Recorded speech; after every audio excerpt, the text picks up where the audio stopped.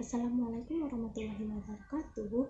Kami dari kelompok 12 ingin menyampaikan hasil kerja kelompok kami yang berjudul Karakteristik dalam menulis kutipan pada karya tulis ilmiah. Anggota kami beranggotakan 4 orang. Yang pertama, Nilam Fathiyah, yang kedua, Masyidatun Nahdiyatul Mahya, yang ketiga ada Meta Aprilia Nur Cahyani, dan keempat yaitu Aan Aidityar. Yang materi pertama yaitu kutipan langsung. Kutipan langsung merupakan pinjaman kalimat atau pendapat seseorang dari penulis atau seseorang yang sangat terkenal atau populer, baik dalam buku, koran, majalah, atau bahkan media elektronik. Pemakaian kutipan yang dilakukan penulis dengan cara menulis kembali pikiran atau pendapat atau ide atau gagasan orang lain yang sama persis dengan aslinya. Dengan kata lain, penulis secara langsung memakai teknik copy kemudian paste tanpa adanya pengubahan dari kalimat aslinya. Fungsi kutipan langsung yaitu sebagai bukti atau memperkuat pendapat penulis, kemudian digunakan untuk dapat mengekspresikan definisi atau pemahaman istilah atau konsep tertentu, menggambarkan suatu formula atau rumus, dan bahkan mengekspresikan posisi atau pendapat seseorang. Kutipan langsung terbagi menjadi dua, yaitu kutipan langsung pendek dan kutipan langsung panjang. Kutipan langsung pendek memiliki karakteristik yang pertama, dikelilingi oleh tanda kutip. Yang kedua, tidak lebih dari 4 baris. Yang ketiga, terintegrasi langsung dengan teks. Yang keempat, spasi antara baris teks yang sama. Kemudian, kutipan langsung panjang memiliki persyaratan. Yang pertama, gaya asosiasi bahasa modern, atau jika panjang kalimat yang dikutip oleh penulis melebihi 4 baris. Yang kedua, jika penulis mengutip sumber bacaan hingga 4 baris atau lebih, teks yang dikutip tersebut diketikkan dalam alinea baru. Yang ketiga, ada gaya American Psychological Association, atau jika panjang kalimat yang dikutip oleh penulis melebihi 40 kata. Kemudian karakteristik kutipan langsung panjang. Yang pertama, diberi jarak pertemuan antara garis kutipan. Yang kedua, bisa dilampirkan dalam tanda kutip maupun tidak. Yang ketiga, dipisahkan dari teks menggunakan spasi atau jarak antar baris lebih dari teks. Di sini saya akan menjelaskan tentang pengertian kutipan tidak langsung.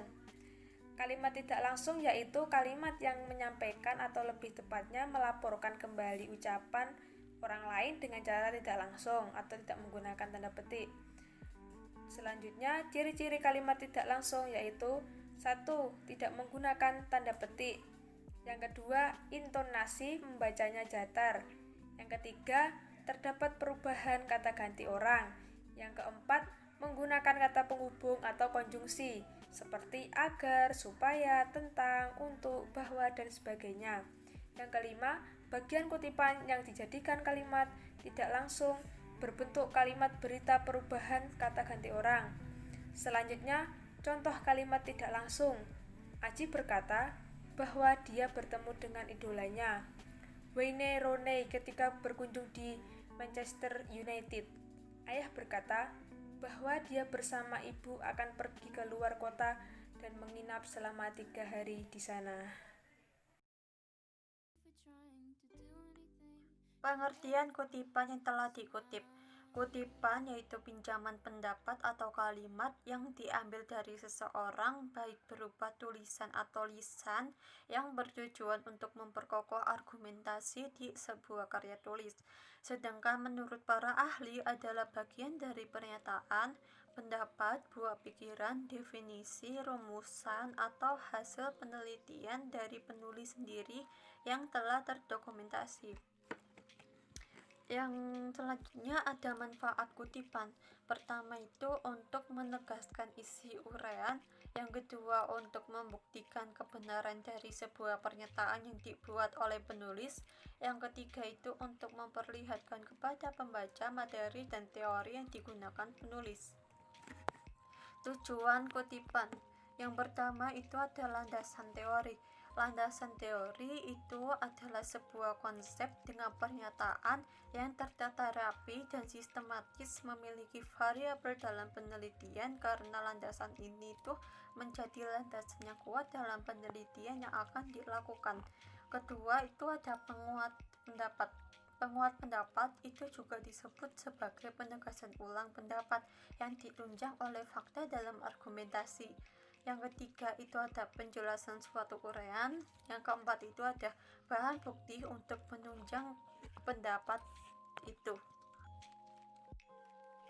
Baik, di sini saya Anedi Tiar, saya akan menjelaskan tentang fungsi kutipan. Fungsi kutipan ada 5, yaitu yang pertama menunjukkan kualitas ilmiah yang lebih tinggi, yang kedua menunjukkan kecermatan yang lebih akurat, yang ketiga memudahkan penilaian penggunaan sumber dana, yang keempat memudahkan pembedaan data pustaka dan ketergantungan tambahan, yang kelima mencegah pengulangan penulisan data pustaka.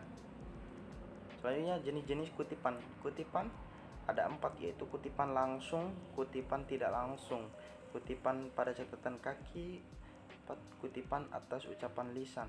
Di sini saya akan menjelaskan kutipan pada catatan kaki.